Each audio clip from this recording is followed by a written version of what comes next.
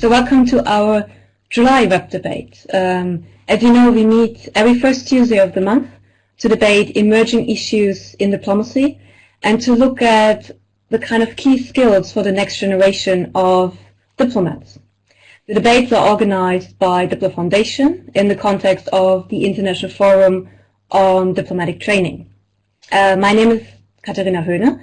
I'm a researcher in diplomacy and global governance with DiploFoundation, and I will be moderating the debate today. So today we look at cybermediation in the context of new skills and tools for mediation and diplomacy in general. This follows the launch of the Cybermediation initiative, which took place in March this year. The initiative was launched by the UN Department of Political Affairs, DiploFoundation, the Geneva Internet Platform, the Center for Humanitarian Dialogue, Swisspeace, and researchers from Harvard University. So for this debate, which kind of follows on from the launch, I'm extremely happy that our speakers were able to join us today, and extremely grateful.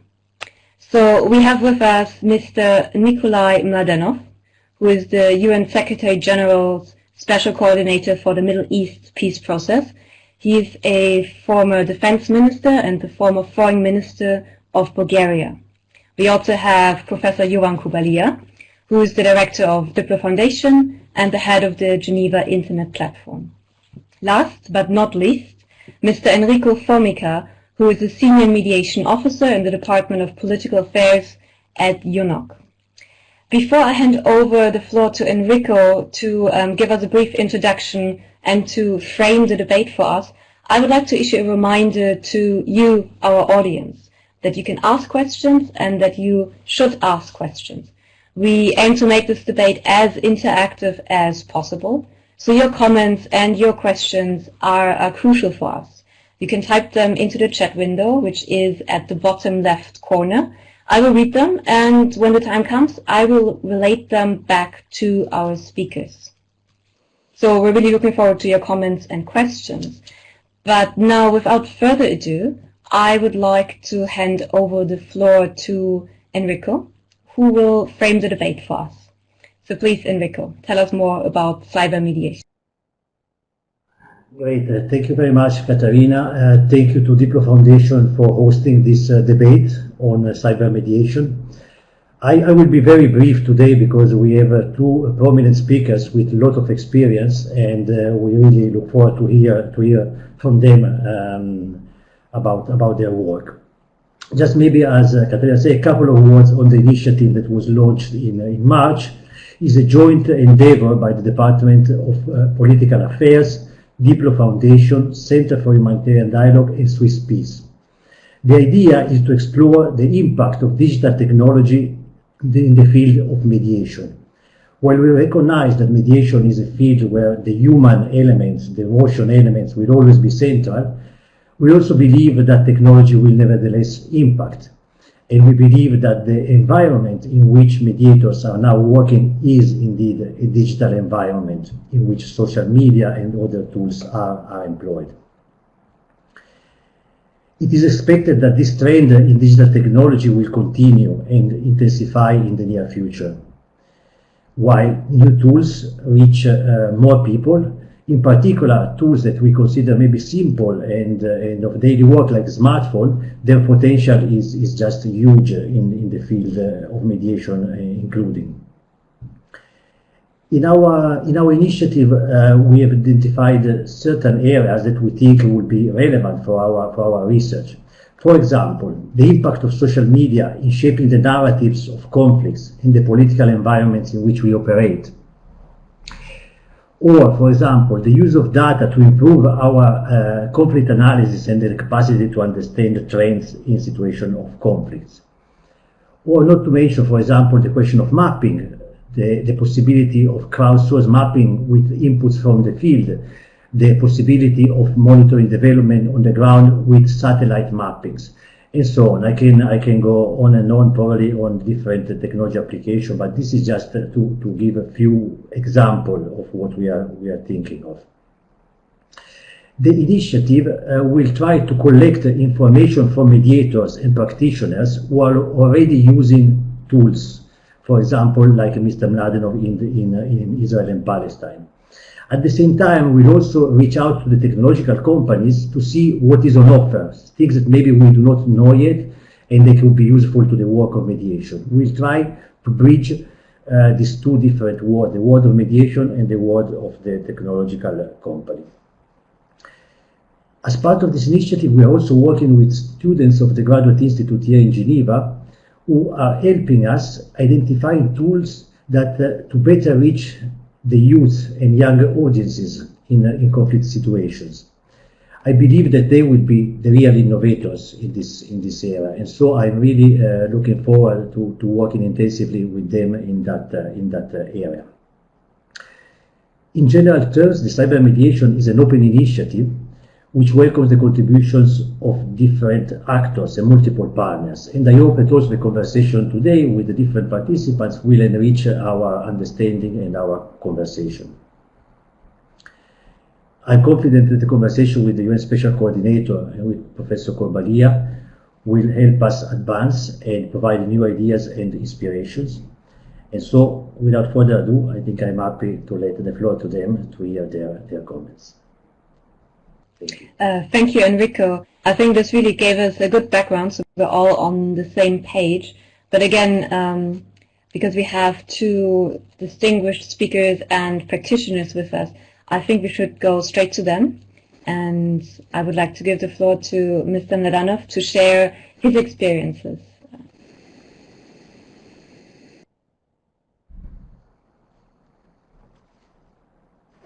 Thank you. Thank you, Katerina, and thank you, Enrico, for this really timely and I find quite excellent initiative.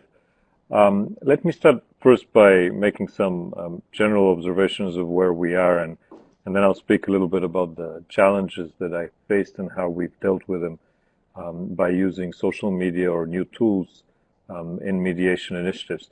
First of all, I think a lot of this depends on the personal style of mediators. We're still at the stage in which a lot of these technologies and opportunities are yet to be discovered and yet to be normalized in a way in how they're used by various mediators and within the UN in general and as a whole. So personal style is very much a key question in this.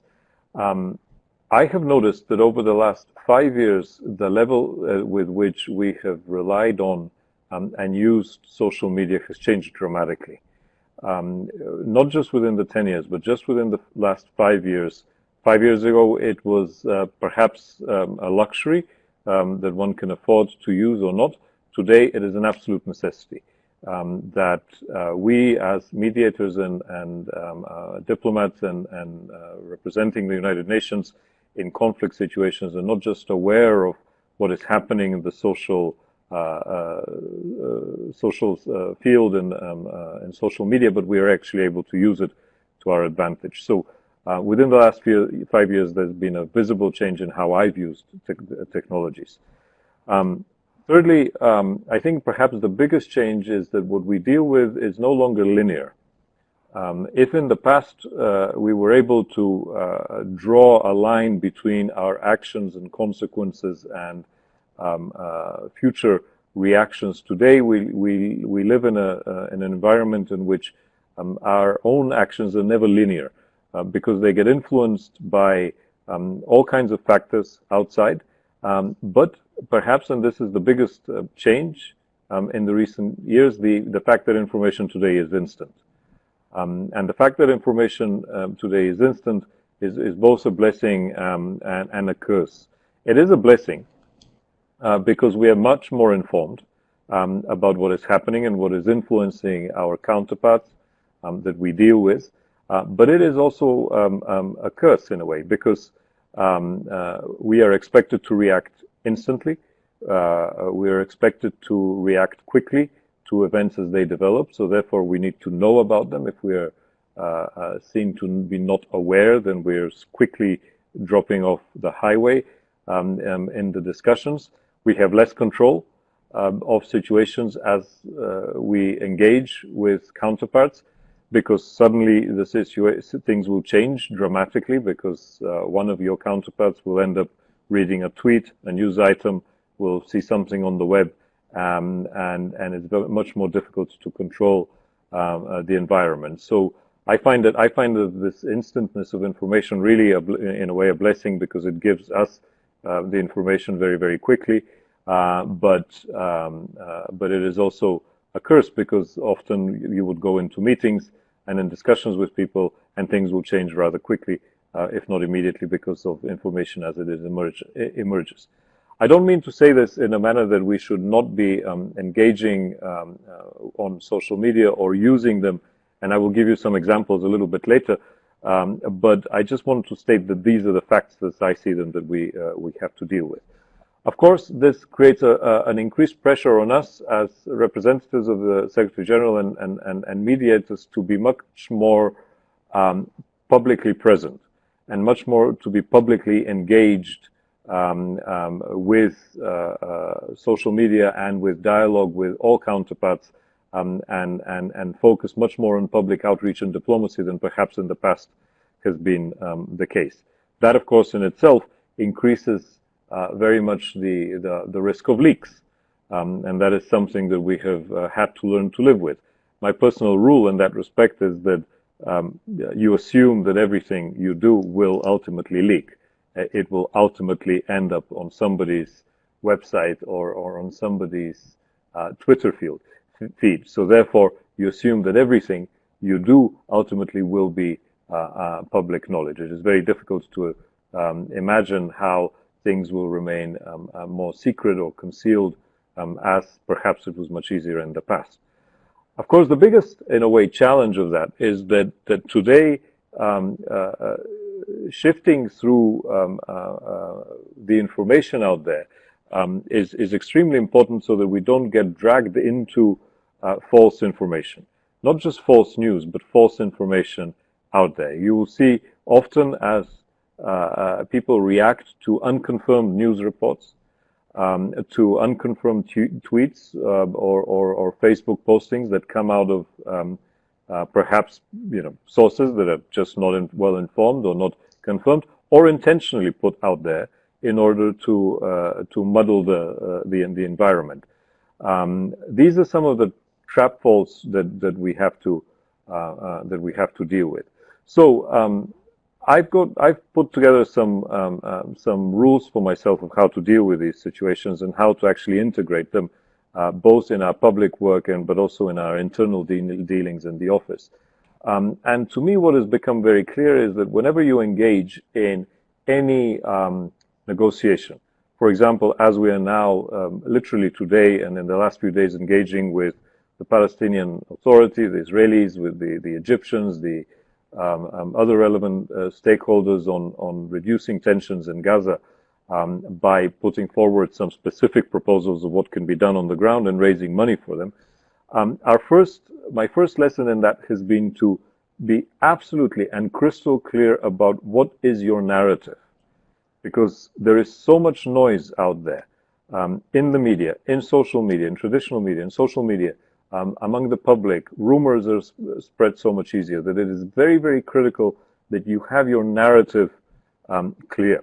And one tool that I often use for this is I have this, for each issue that we have to deal with, I have a personal document that I have only for my own eyes, and that I amend to and I go back to and try to constantly clarify in it what exactly is it we're trying to achieve, what exactly is our message.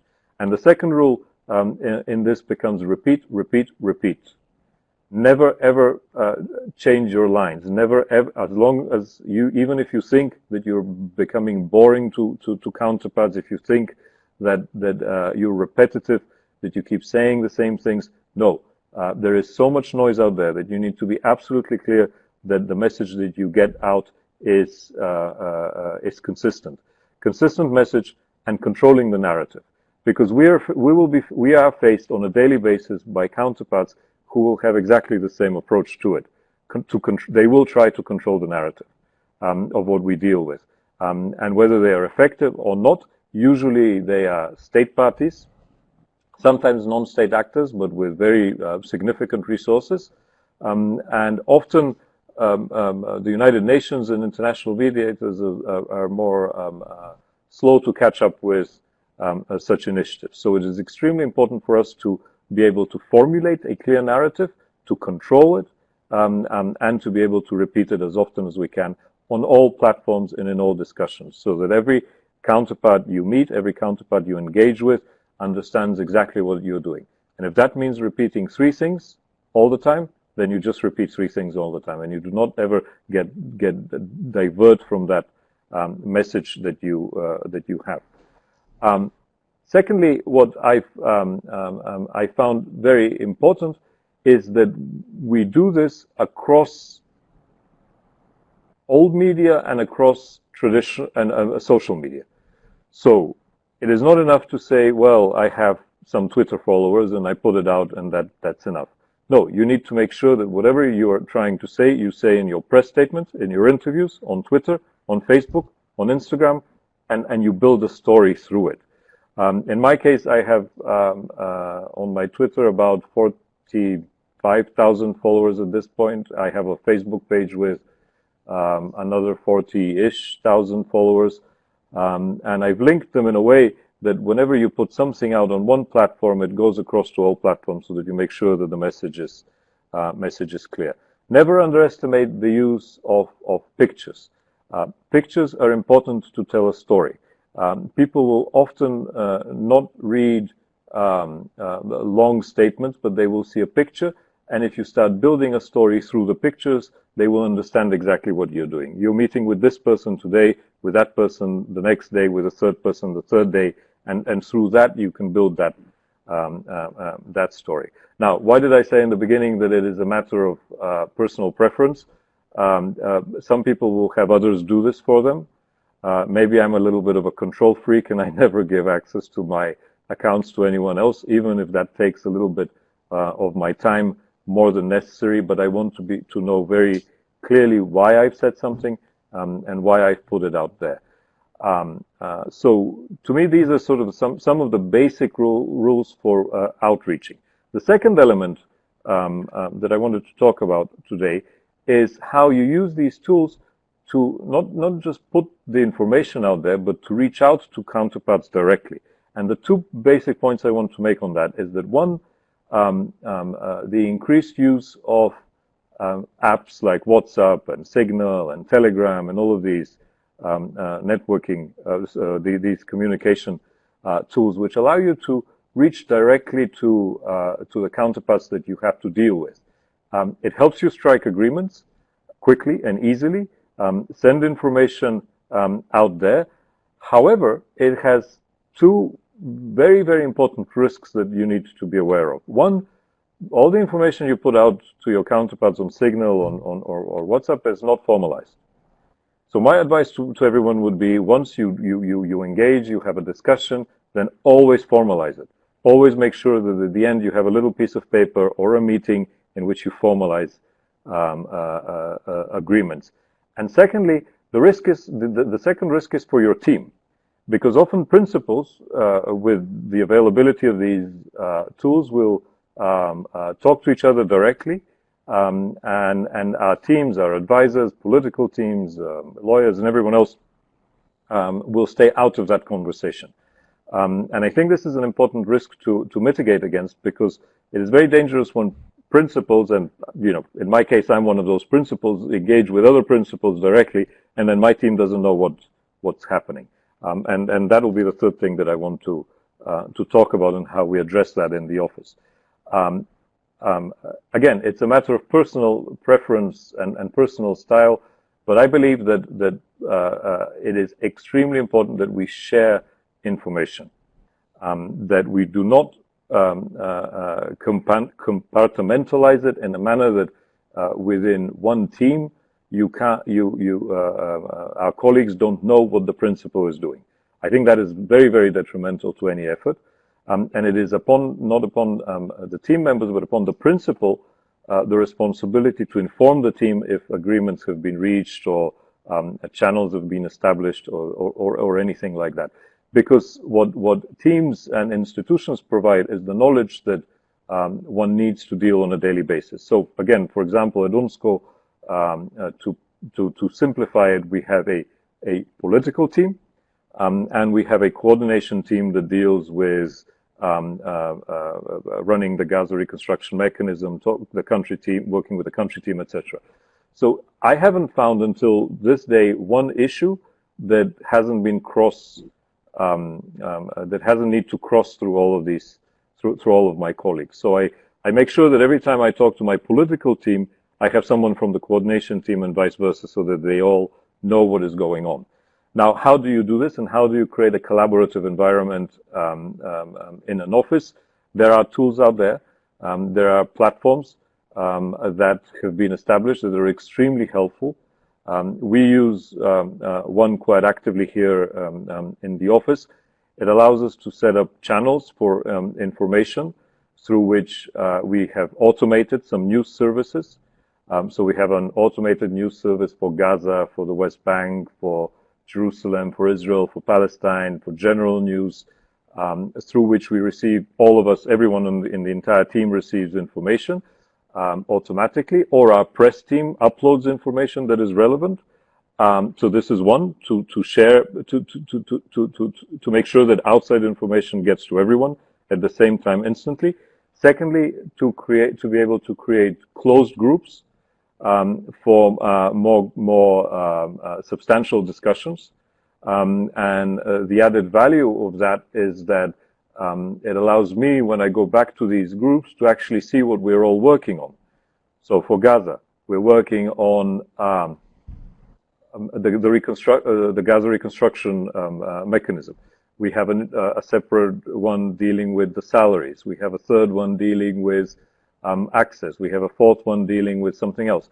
So you actually are able to segment discussions between your team into themes that are emerging. And as a theme disappears or is over, you can close that discussion and put it in an archive and move on to something else.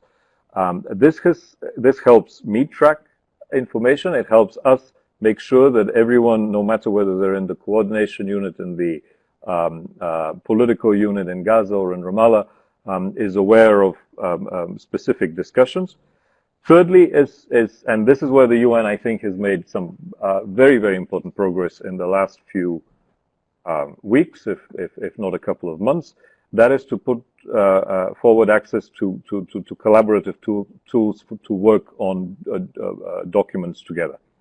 And this has been, at least in my view, very, very important, because honestly, one of the issues that I really hate is having to send and read 101 emails with 15 different track changes to documents that you often lose track of.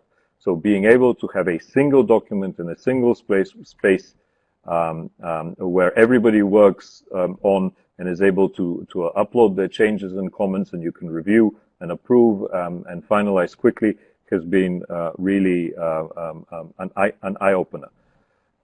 The last two the points is that one that I personally found extremely helpful for me, again, it's an issue of personal style, is mind mapping. And mind mapping software is available out there. I have particularly found that extremely helpful for situations in which you have to deal with multiple layers of information, of action, and being able to really map out on your computer who's where and what's happening. And perhaps the next step in looking to the future, I don't think we're there yet, is to actually figure out how you can take these tools and not use them only internally within your teams, but use them with your counterparts, in which you create a cyberspace where you're actually dealing with counterparts together and discussing issues jointly and making sure that the information that you provide or everybody shares is put out there. I think, but that's to me for the future. I don't fear all of these technologies. I have a personal saying that, you know, there's one thing sure, and that the future is inevitable. And as these things happen and they appear, they will be used, if not by us, by others. So therefore, we need to just understand how to do them and accumulate them in our daily toolbox. It has tremendously helped me be in the front of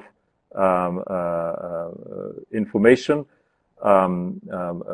when dealing with our counterparts, receiving rapid information, being able to quickly react, being able to quickly put our narrative out there and control the discussion, and making sure that everybody on the team has the same amount of information available to them, so decisions can be done in a collaborative manner. I hope that wasn't too long, and I hope I'll be happy to take any questions. Thank you so much. This was incredible, insightful, also because it was so extremely practical. So we could all like note down tips and tricks from a practitioner. So I think this is extremely helpful. But I would like to give the floor to Jovan, who has many years of experience in researching exactly that, how to use new tools, new technology to support diplomacy more generally and mediation. So there's a lot of wisdom there, and I would like to hear from you, Jovan.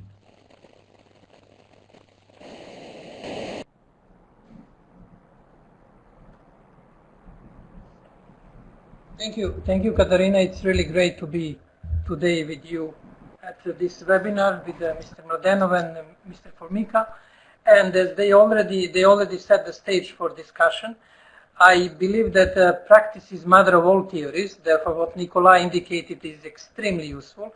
I hope you will be tolerant with my theoretical reflections, which will sound very modest comparing to his rich experience from the practice in mediating in the Middle East. One good news with the Cybermediation project was that at the very beginning, we decided not to be driven by hype. And it was our first discussion with Enrico and our partners from Humanitarian Dialogue and Swisspeace. And that was a healthy start, and we managed to avoid the traps of just looking for the latest application and latest apps. Now, in this context, history is always very useful to at least give us some hints, if not to teach us what we should do. And I always try to put into sharp contrast two peace negotiations, not necessarily mediations, but peace negotiations. One was Vienna Congress, and the other was a Paris Peace Congress after the First World War. The first Vienna Congress involved a lot of fun, a lot of parties, and the Austro-Hungarian Empire went almost bankrupt because they had the parties for 9 months, and they created one of the best peace treaties in the history, which avoided major war conflicts for almost 100 years. There were smaller wars and conflicts. The other one was a Paris Peace Congress, which was the first scientific negotiations. Delegations included many statisticians, engineers, and people who were supposed to create evidence-based peace, including famous reparation clause for the reparation from Germany. As we know, the Vienna Versailles peace arrangement lasted for more or less 1 decade, and it failed with all developments that led towards the Second World War. Though we have always to keep in mind that ultimately question of compromise and question on engagement is very humane. Technology is an extremely useful tool, but it cannot replace direct contact, understanding, empathy, and other elements. In this reality check that we've been using throughout the project since the very beginning, one important aspect is this visualization of the red phone or the red line, not between Moscow and Washington, D.C., as it was during the Cold War, but between people involved in mediation and probably opinion shapers, people who can change the dynamics in the mediation process.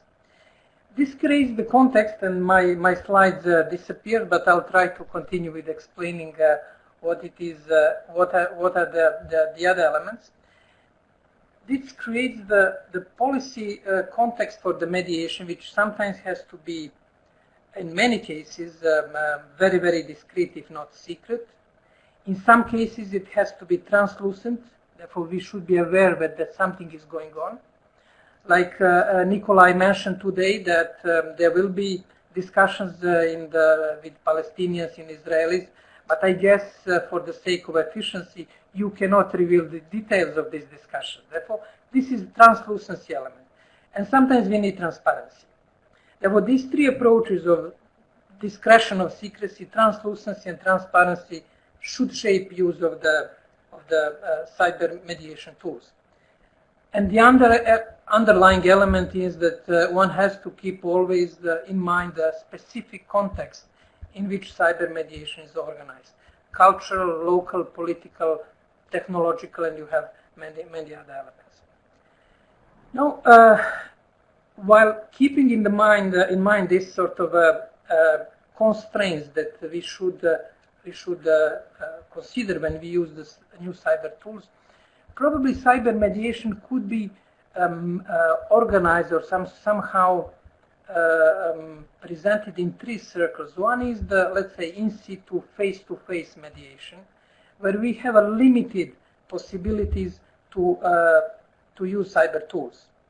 As a matter of fact, all recent breakthroughs in diplomacy globally happened without internet in the room, without Twitter in the room. Whether it is a question of the various negotiations in the Balkans, the Myanmar sort of a normalization of Iran nuke negotiations, Twitter wasn't in the negotiating room.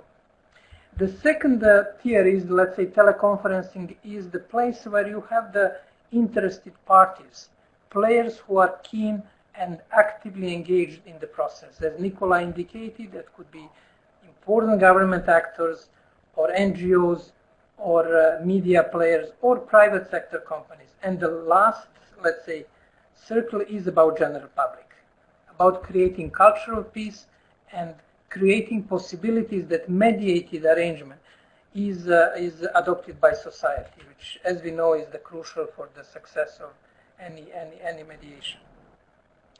In this context, the key is to avoid that we see everything as the famous saying goes, that with the man with the hammer, everything looks like a nail. And this is a problem that we find sometimes in tech community. And just one small caveat.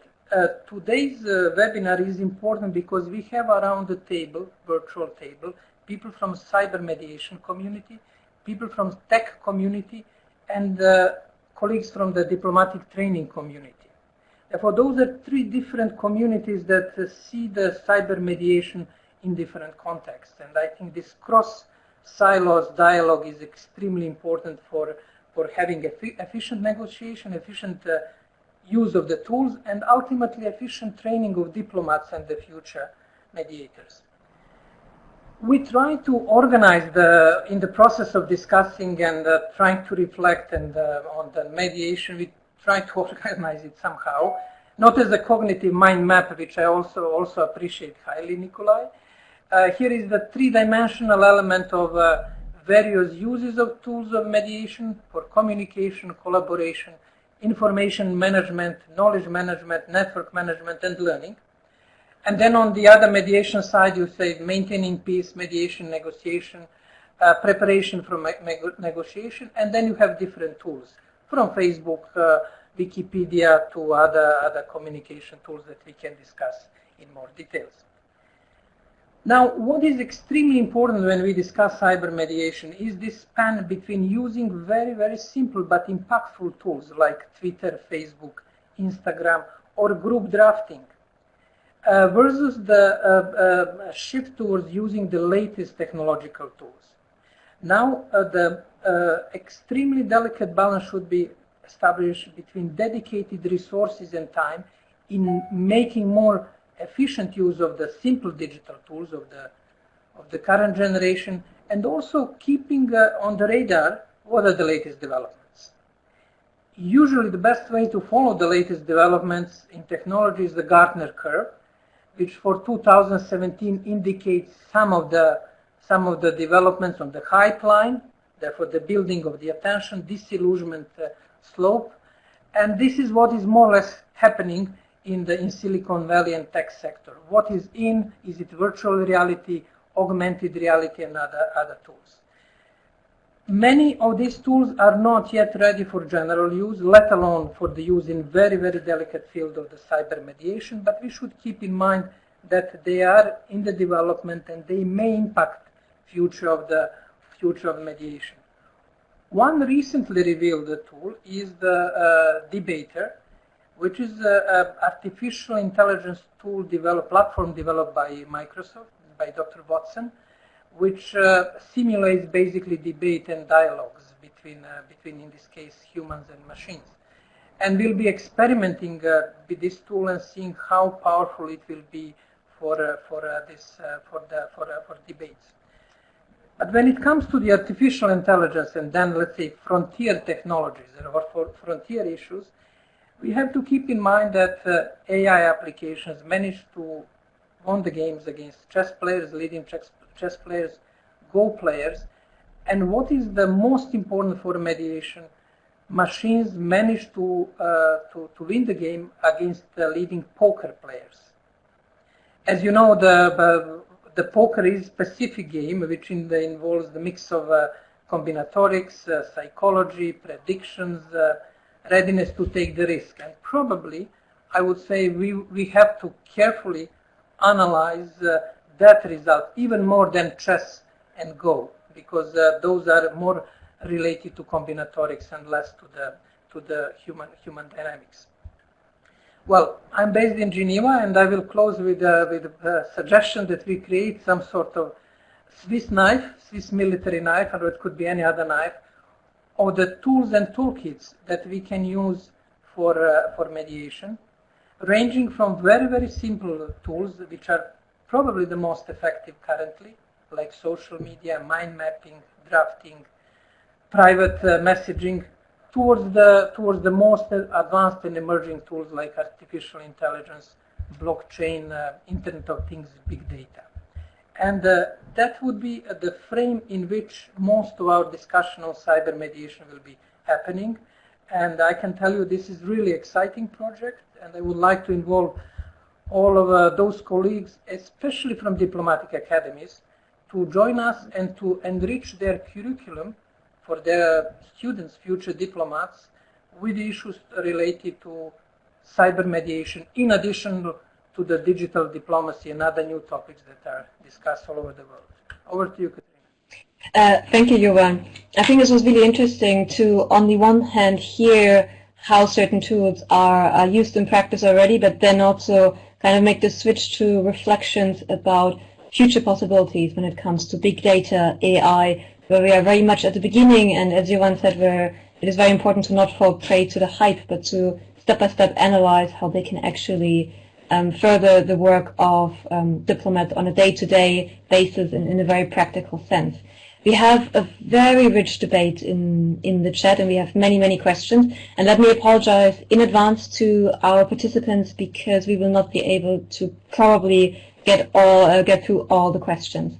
Let me start with something I picked up very much in the dialogue between you, Jovan, and you, Nikolai, which is this question of transparency, translucency, and then secrecy.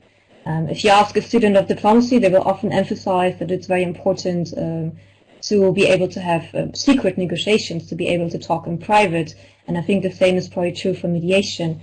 But when we look at the use of social media, it seems that there is a call for a new openness. And both of you made comments with regard to, for example, we need to be aware that almost anything we say or do can be leaked online, or maybe even will be leaked online. And Johan, you made this interesting distinction between transparency and translucency. So if I could invite you to offer a couple more thoughts on this question of secrecy, transparency, the use of social media in mediation, very much at this tension. And if you could start with you, Nikolai, to hear more your thoughts on this question.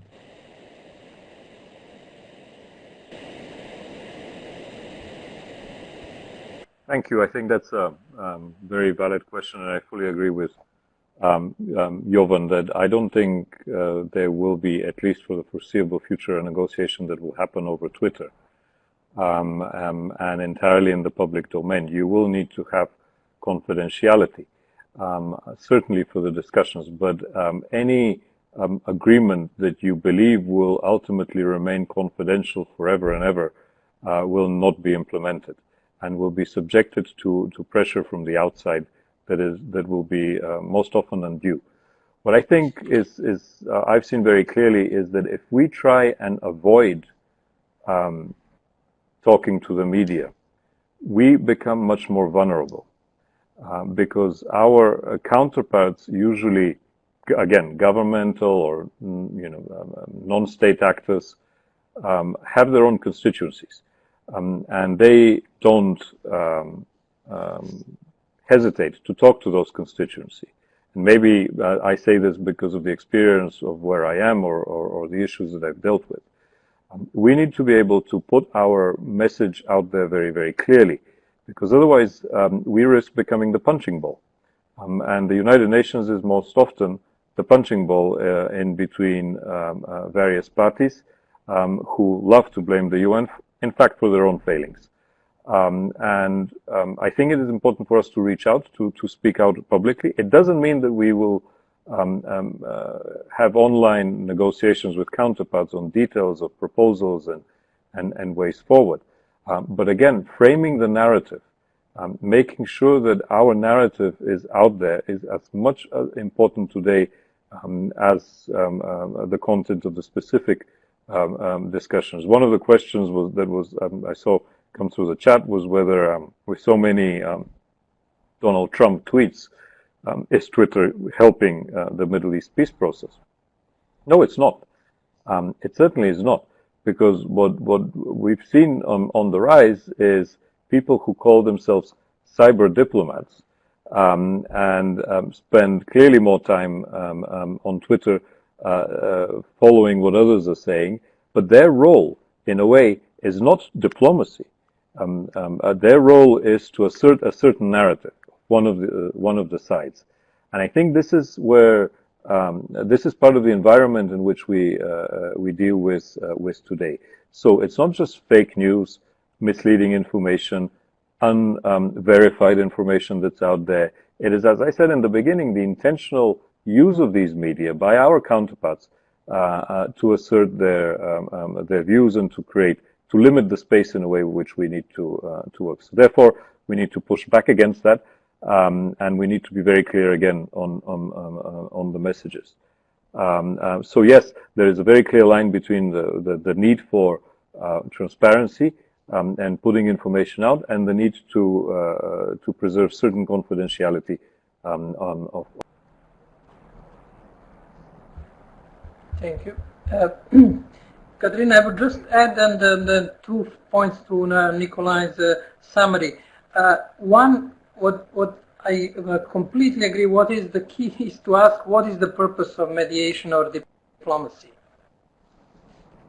And ultimately, purpose of diplomacy and mediation, to some extent, it overlaps, but it is a peaceful resolution of conflicts and managing in diplomacy, multilateral diplomacy, global dynamics. If it is the main purpose, that purpose has to determine what type of tools we will be using.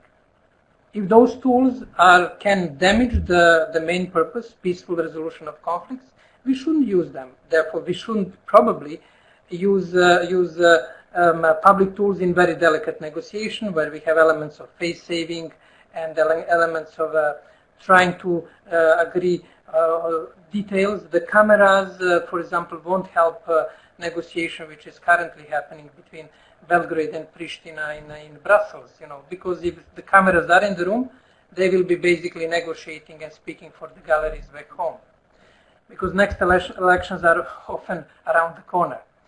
Therefore, this is the key purpose. What is the element? On the one side, we can have famous Wilsonian 14 points that we should aim for open covenant of peace, openly arrived at. But that was the sort of slogan of that time, a bit visionary, bit full of the energy of inclusive society, but it was chucked in a way with the reality that happened later on. And we will be basically negotiating between these questions of translucency, transparency, and the discretion of secrecy all the time. We have to develop the tools, cognitive, professional tools to detect the situation, what type of approach we should use. But ultimately, we have to ask the question, what is the purpose of diplomacy and mediation? And that answer to this question will help us to choose the most adequate approach. Thank you, Nicola and Jovan, for these reflections, because I think it's a very fine balance that a lot of mediators are asked to walk. Then we have a huge set of questions from the chat, which are very practical and therefore very interesting to reflect on. I'm just going to collect them all and relate them to you, and then you can basically pick and choose which one to answer in the remaining time. The first one: do mediators and counterparts receive dedicated training on how to deal with social media from your experience? Then there's a set of questions on how to ensure coherence between a principal, head of office, for example, tweeting, and the members of that office using social media and tweeting, for example. How to ensure coherence on both sides, and if there are any experiences or any advice. Then the question: are there institutional policies in place on how to use technology, for example, social media? Should there be policies in place, given that, for example, a practice like mediation or diplomacy more general is a very personal thing?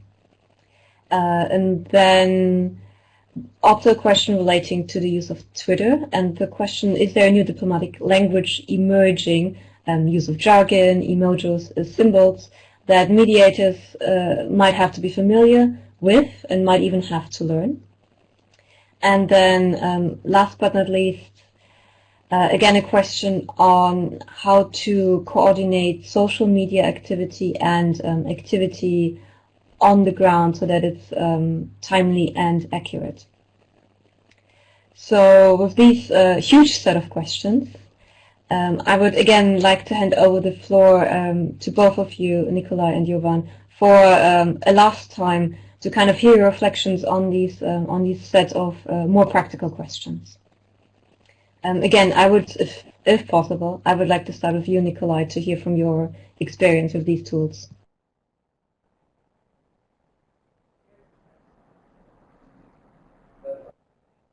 Thank you, Katerina. Let me start with the first question on dedicated training. I think it's only now beginning. Some of the procedures are being established in organizations, and training is being developed. It's still very much a learn-as-you-go process. I know that very recently the UN itself started focusing on social media training for our own press people, which has been quite important. I think ultimately that needs to extend to principals as well, because this is the reality with which we will be faced in the future. That includes also putting in place procedures, and procedures are important because ultimately we work in an organization which is an organism with different parts of it. So you do need to have procedures that protect the integrity of that organization, the integrity of the message, and also the integrity of the tools that we use. So I wouldn't advise everybody to start running around and picking any tool that they find. I see that that these tools that are established are slowly being implemented across the board, and I think that's quite positive. There was a question about new jargon. Yes, there is new jargon. I found that adding a red dot or writing something in capitals on your Twitter account focuses attention much more than actually what you're saying. Apparently, President Donald Trump had discovered this a long time ago as well, and is using it far more actively than others. But that is in the communication field. I don't think that there is yet a new jargon in terms of the closed discussions which are happening between counterparts in negotiations. However, what has become an issue of negotiations sometimes, in my experience, is at the end of a conversation, the question by your counterpart: so what are you going to tweet about this meeting?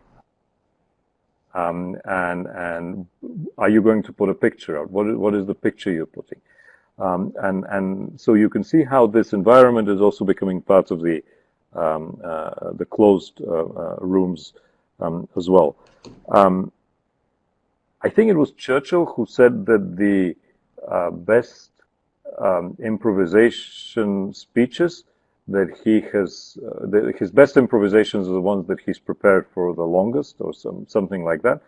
That, to me, in this world means that although your tweet or your message out there may look very spontaneous, it should be very well thought through, and it should be very well coordinated and discussed with your colleagues and your team.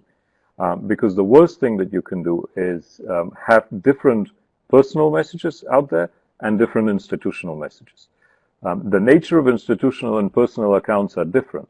One does expect a different source of engagement or tone in a personal and an institutional account. But the content, the message, the narrative that I keep going back to must be consistent. Obviously the audience that will be reached is different. The focus sometimes may be different, but the message needs to be consistent. I hope I've answered all of your questions.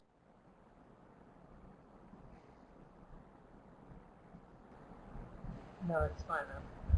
I have to unmute, not to use the bandwidth, because Enrico is not very far from me, and I don't want to take his bandwidth in this case. Well, as Nicola indicated, improvisation requires a lot of preparations, and that's our experience in Diplo. As you know, we are drawing a lot and trying to simplify the complex issues. But behind every drawing, you have days, if not weeks, of the very in-depth discussion how to simplify the message. Now, this is the sort of the formula. The more you improvise, the more you need to prepare carefully, especially in very delicate environment of global mediation and diplomacy. On training, I would add one sort of formula, which could be summarized as 1 day, 1 month, 1 year. You need 1 day or 1 hour to grasp the basic social media tools. That's more or less how to use Twitter, Instagram, Facebook. And most of the current training is based on that. Put people in the room, train them how to use tools. What is more delicate, and Nikolai mentioned it, that we learn as we go, and we learn on the job, on mistakes, on successes, is how to use this tool. And this is this 1 month aspect.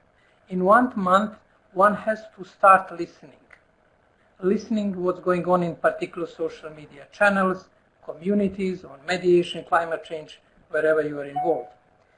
And then you move towards 1 year when you become active social media actor.